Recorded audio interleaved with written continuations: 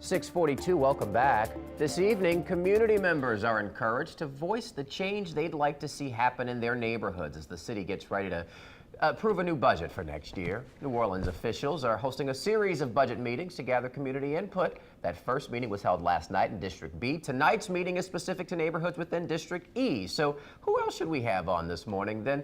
Councilman Oliver Thomas himself. Good morning to you, hey, sir. Good morning, Brandon. Shout out to the spirit of Eric Paulson, man. Yes, sir. I mean, Absolutely. you and Eric are longtime friends. Yeah, You've always come on the show to keep the people up to speed with what's going on. What are some of the questions you're expecting people to come with tonight with this budget? The mayor's proposing a $1.8 billion budget for next year. I think what people want to know is where their tax dollars going to their community. How does it affect their infrastructure, their playgrounds? How does it affect their delivery of services? How does it affect their trash pickup? So if I'm an everyday citizen and taxpayer, I want to know every time you take those taxes out of my check or when I go to the store, what does that mean for me and my family or me and my business? So I expect those kinds of questions. And that's why those meetings are important. Correct. One this morning, one this evening over at Franklin Avenue Baptist Church. Zeroing in on the budget, I mean, y'all have been busy with these budget meetings over the past, couple months or so. Yes, we have. So we mentioned the mayor's $1.8 billion proposal. During that conversation, Sheriff Susan Hudson said that, she needs more money. The mayor's proposed $64 million. She's suggesting $88 million. Arrests are up. She doesn't have the staff. What's your take on this? I mean, that's a negotiation right now. But one thing I do know, the men and women who work for Sheriff Hudson, they deserve a raise and an increase. That sheriff's department is one of the lowest paid per capita, not only in this region, but in this country.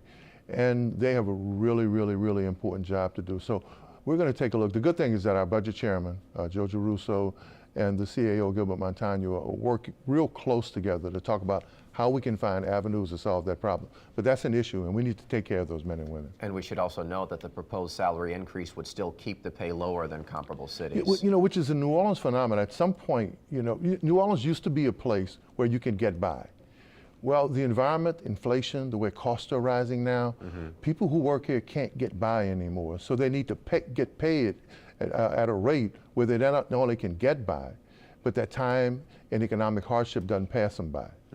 That economic hardship affecting the city in places too. You had correct. That IG report this month from Ed Michel, zeroing in on traffic lights, some 450 lights here in the city, 2 people charged with fixing them. Comparable cities, you have 40 people doing that. So the Public Works wants more money to get more people on. How do we do that? Well, staffing is an issue.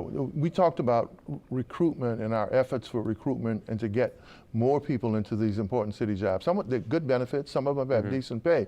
But I don't know that we're doing a real good job at saying what jobs are available and actually getting people to apply for them. I think we can do a better job. It's important. Look, if our public utilities don't work, if when you flip on the switch the lights don't come on, we can't live here. Those things are vital. Most definitely. And the importance of these meetings you mentioned, getting people out there to talk, how is engagement in that sense? I mean, getting more people, particularly younger people, to have active conversation about how the city's spending their money.